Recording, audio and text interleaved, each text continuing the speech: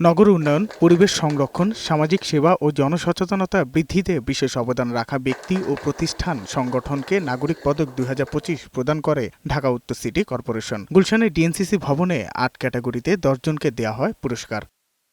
অনুষ্ঠানে সরকারের পক্ষে গণভোট দেওয়ার আহ্বান জানান পরিবেশ উপদেষ্টা সৈয়দা রিজওয়ানা হাসান। বলেন, শুধু স্বৈরাচার চলে গেলেও তাতে খুশি হয়ে বসে থাকার সুযোগ নেই। দেশে গণতন্ত্র চাইলে প্রত্যেক নাগরিককে তার নিজ নিজ অধিকারের ব্যাপারে সচেতন হতে হবে।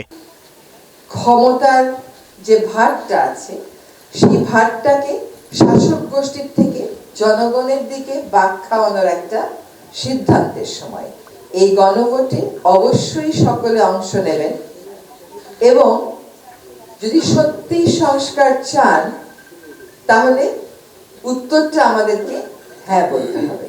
এ সময় আরেক উপদেষ্টা শিল্প ও স্থানীয় সরকার পল্লী উন্নয়ন উপদেষ্টা আদিলুর রহমান খান বলেন, আধিপত্যবাদের কাছে মাথা নত করবে না বাংলাদেশ। যদি আমরা আবারও গুম, বিচার বহির্ভূত হত্যাকাণ্ড, নির্যাতন এবং আয়নাঘরের দিনগুলোতে ফিরে যেতে না চাই, আমাদের গণভোটের পক্ষে অবস্থান নিতে হবে। আমরা খুব বেশি কাজ করতে পারি নাই, যেটুকু পেরেছি সেই কাজটা যেন স্থায়ী করতে পারি। যারা সামনে দায়িত্ব নেবেন তারা এগিয়ে নিয়ে যাবেন দেশকে। আধিপত্যবাদের কাছে আর বাংলাদেশ কখনো মাথা নত করবে না। অনুষ্ঠানে ঢাকা উত্তর ও দক্ষিণ সিটির প্রশাসক, এলজিআরডি সচিব সহ অন্যান্য কর্মকর্তারা উপস্থিত ছিলেন। সাজ্জাদুর রহমান, বৈশাখী সংবাদ, ঢাকা।